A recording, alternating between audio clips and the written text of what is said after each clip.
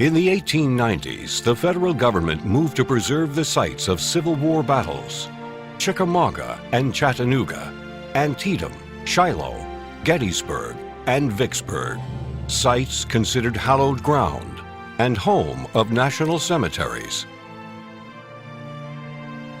Preservation of the Civil War battlefields marked the genesis of a federal preservation program, but increasingly concerns were raised over the looting and wholesale destruction of Native American sites in the Southwest, where the dramatic landscapes, imposing structures of stone and adobe, and beautifully crafted artifacts drew the interest of both scholars and relic hunters.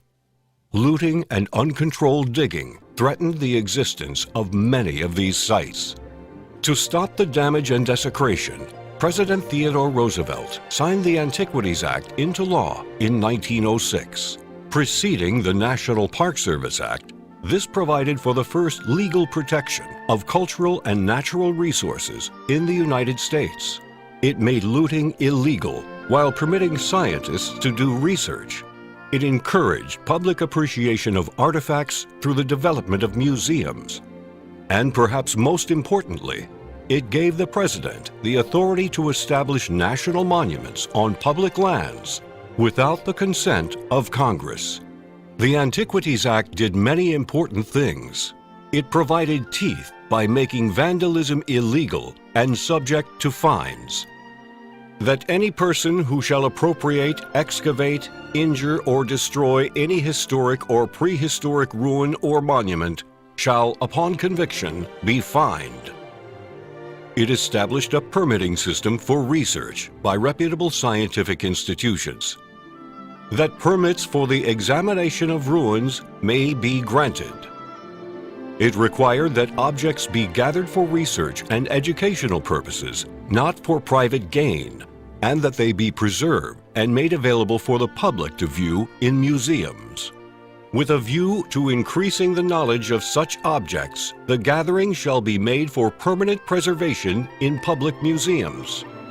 But perhaps most importantly, it gave the President the authority to establish national monuments on public lands by himself, without an act of Congress.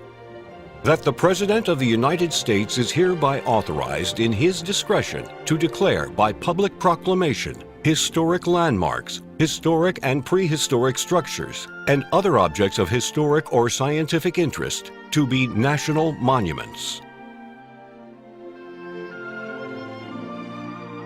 Since then, more than 120 national monuments have been created to safeguard the sacred and significant sites of the American story, such as Devil's Tower, Wyoming in 1906, Theodore Roosevelt; Casa Grande, Arizona in 1918, Woodrow Wilson; Glacier Bay, Alaska in 1925, Calvin Coolidge;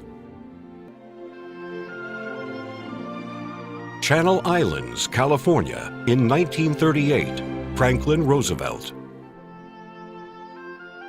Effigy Mounds in Iowa in 1949, Harry S. Truman; Buck Island Reef, Virgin Islands in 1961, John F. Kennedy; African American Burial Ground, New York in 2006, George W. Bush; Fort Ord, California in 2011, Barack Obama. No other law has had such a wide-ranging influence on the preservation of our nation's culture and natural heritage. D. Harmon, Francis P. McManaman, D. Pitcairnley. But at the same time, those places are now occupied by a higher form of life, if you will, the spirits of our ancestors. So these places for us are sacred, living places. That's one of the vital connections that we have that's really not captured in any way by archaeologists in any shape or form. Joseph H. Suina, descendant of the ancient Puebloan people. Dig deeper, learn more.